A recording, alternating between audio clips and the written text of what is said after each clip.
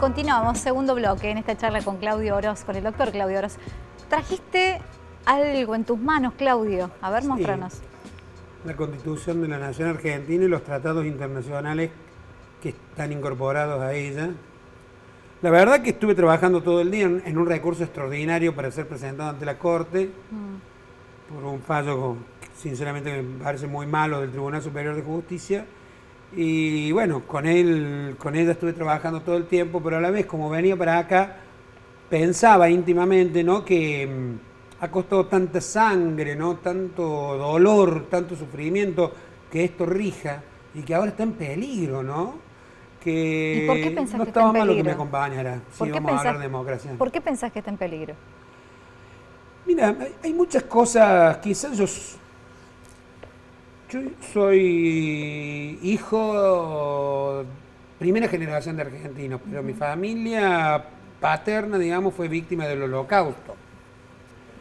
Entonces, hay muchas cosas que están sucediendo, no solo en la Argentina, en general en el mundo, pero siempre Argentina es como que va 10 pasitos adelante, que me hacen recordar mucho a la crisis de la República de Weimar, ¿no?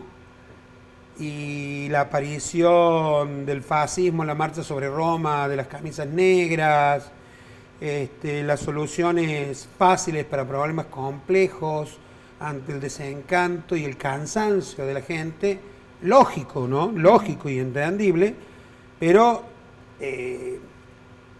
que ese cansancio y ese desencanto lógico que podemos tener todos los habitantes de este hermoso y querido país no devenga en falsas soluciones que terminan siendo totalitarias, o lo que es normalmente conocido como el fascismo, ¿no? Pero fundamentalmente totalitarias, y que uno empieza a notar en diversos signos, ¿no? Había una famosa película de un director sueco, Ingmar Bergman, que se llamaba El huevo de la serpiente, y hablaba de esto, ¿no? Y me parece que el huevo de la serpiente en la Argentina está roto.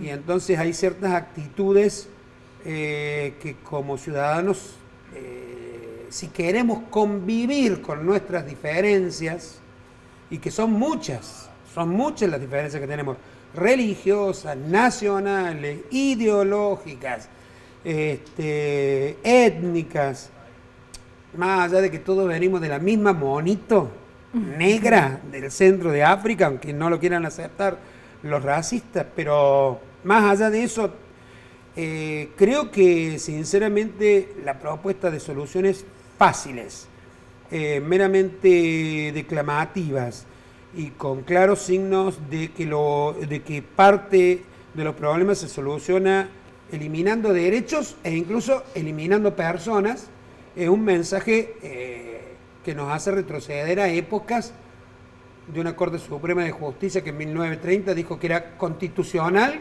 derogar la Constitución. Lo volvió a hacer en 1943, lo volvió a hacer en 1955, lo volvió a hacer en 1963, 63 subió Ilia por suerte, pero 66 lo hizo, y la definitiva fue el 76, donde se masacró a parte de la población argentina. Y hoy volvemos a tener el mismo idioma, ¿no? Esto de adjudicar ciertas características o poner particularidades como delictivas sobre las personas por ser, claro, cuando la esencia de esto, que es, y en lo que a mí me toca, en el derecho penal liberal, a uno solo lo pueden castigar por hacer, y luego de un proceso penal que me lleve a una sentencia que me haga sufrir la pena, ¿no? Claro, entonces, claro, eso que costó muchísimas luchas, ya empezó allá por el 1300 con algunos derechos que se consiguieron en el Reino de Inglaterra, luego la Revolución Francesa, con la aparición de los códigos, la misma aparición de nuestra Constitución imitada de la de los Estados Unidos, ¿no? Implica necesariamente que debamos convivir con el prójimo, con lo diferente. Esta parte que vos hablás del neofascismo, ¿La ves representada concretamente en alguno de los candidatos en este año ya que falta tan poco para las elecciones presidenciales? Mira, desde el punto de vista... Si querés no damos nombres, pero ¿lo ves? No, desde el punto de vista de las propuestas económicas me da la impresión que todos se parecen, ¿no? Algunos obviamente prometen cosas que son imposibles de realizar, como dolarizaciones, que hasta premios Nobel de economía te dicen que son imposibles, por lo menos en la Argentina y en estas condiciones.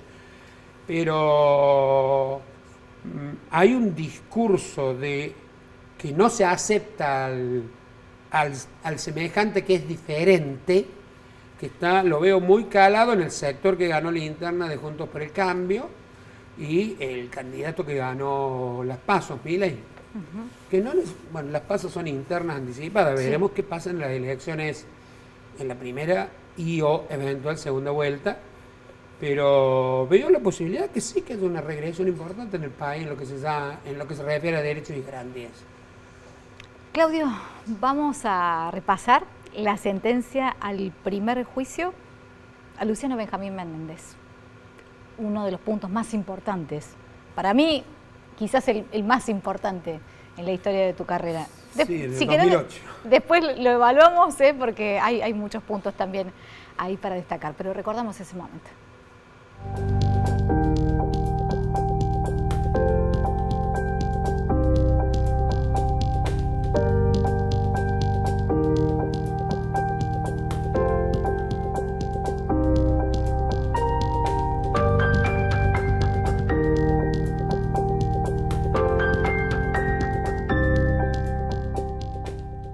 Declarar a Luciano Benjamín Menéndez, ya afiliado, coautor mediato penalmente responsable de los delitos de privación ilegítima de la libertad calificada por tratarse de un funcionario público, agravada por el uso de violencia, imposición de tormentos agravada por la condición de perseguido político de la víctima y homicidio doblemente calificado por alevosía y por el concurso de una pluralidad de partícipes e imponerle en tal carácter para su tratamiento penitenciario la pena de prisión perpetua e inhabilitación.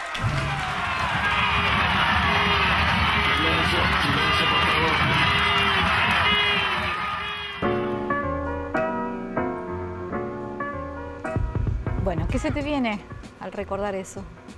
¿Lo ves seguido o cada tanto? ¿Es un aliciente? Sé todo lo que nos costó llegar hasta ahí.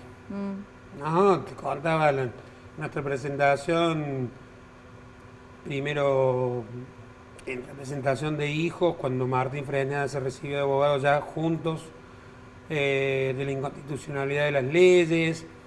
Me acuerdo de haber encontrado estas 4 personas enterradas en el cementerio San Vicente que pudimos identificar a una, contactarnos con su familia, ser querellantes en representación de ellos, llegar a este juicio, ¿no? Y bueno, lograr esa condena habíamos logrado lo imposible, realmente. Creo que fue uno de los días más felices de mi vida junto con el nacimiento de mis hijos. Te emociona eso. Sí. Sí. Sí, porque además me recuerda mucha gente que no está.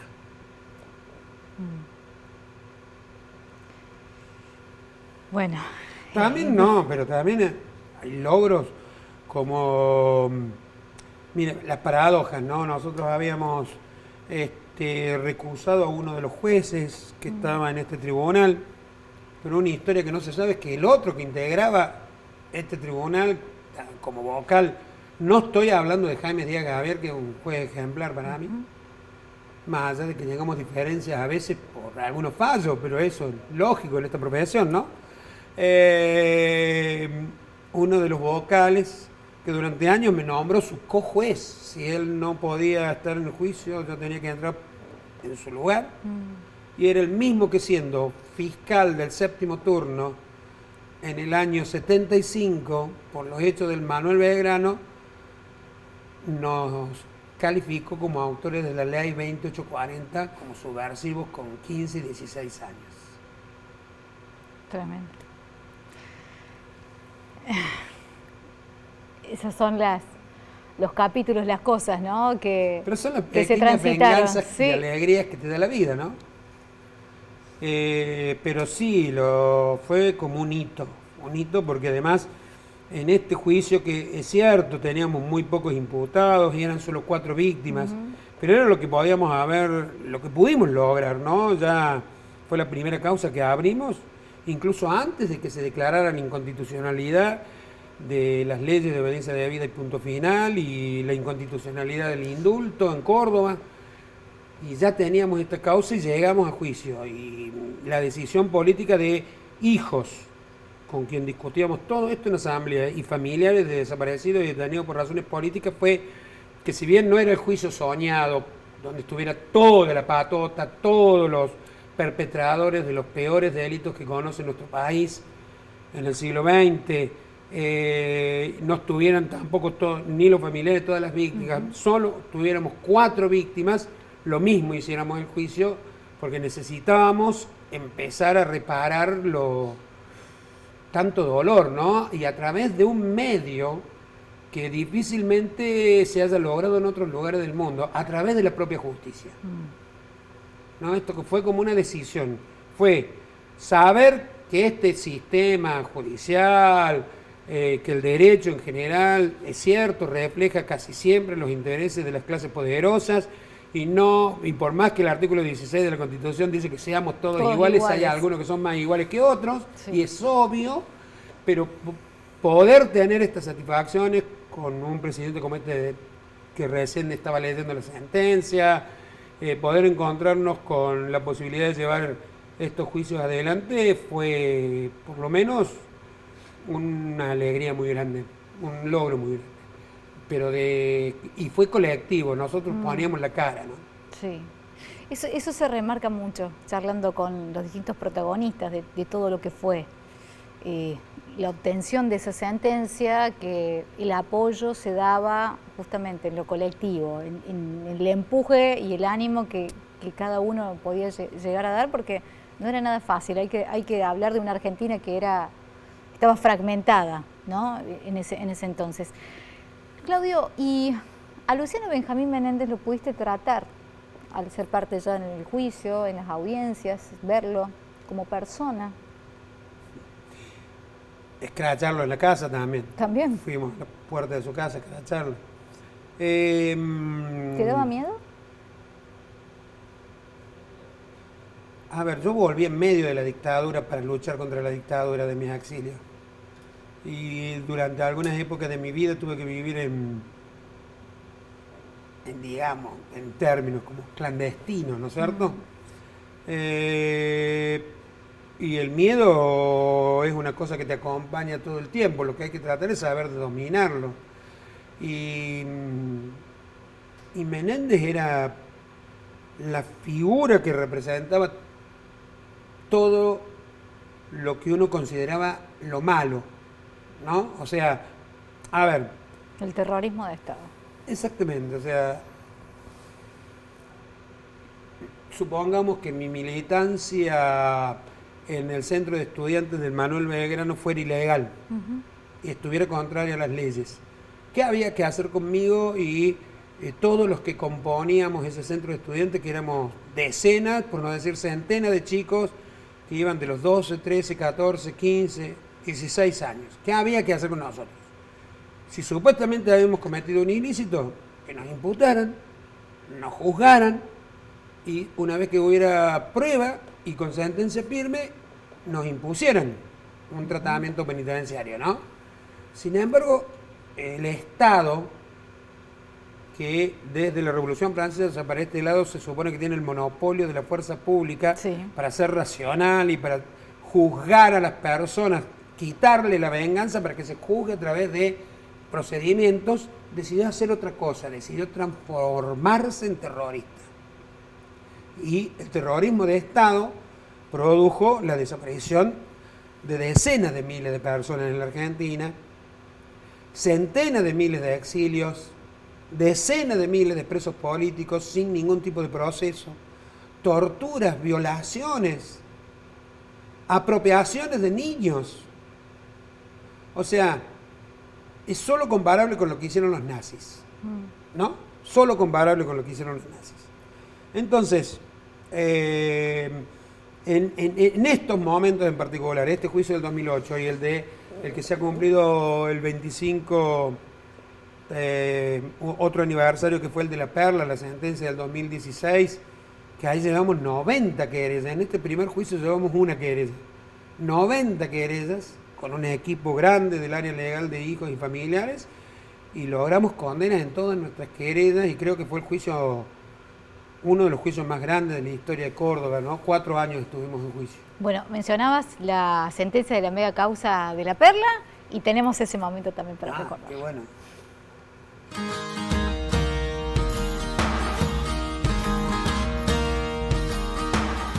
Desde muy temprano, más de 10.000 personas se congregaron frente al edificio de tribunales federales para escuchar la sentencia del Tribunal Oral Federal 1 de Córdoba por el megajuicio de La Perla y Campos de la Ribera.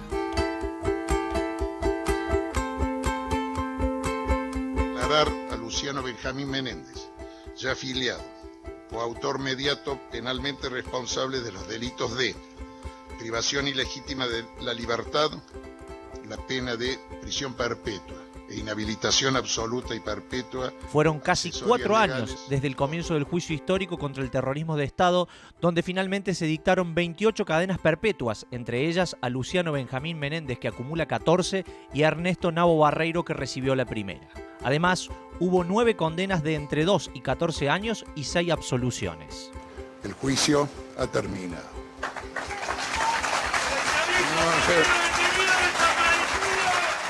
Luego de la lectura del fallo, algunos de los condenados provocaron, insultaron y amenazaron al público en la sala. Tírese inmediatamente, señor. Buenas tardes.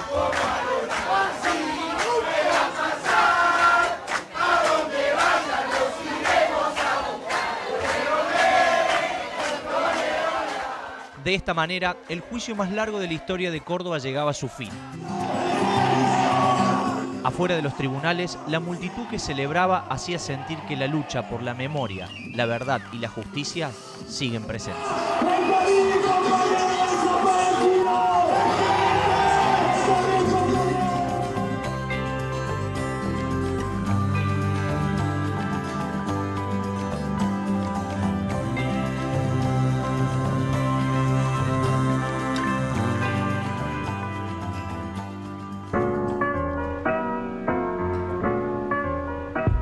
Otro de los momentos que recién mencionabas. Me vas a contar qué se te viene al recordar esas imágenes, pero después de la pausa, Claudio. ¿Te parece? Nuevo bloque en 40 de Argentina en Democracia. Pausa bien pequeña, ya venimos.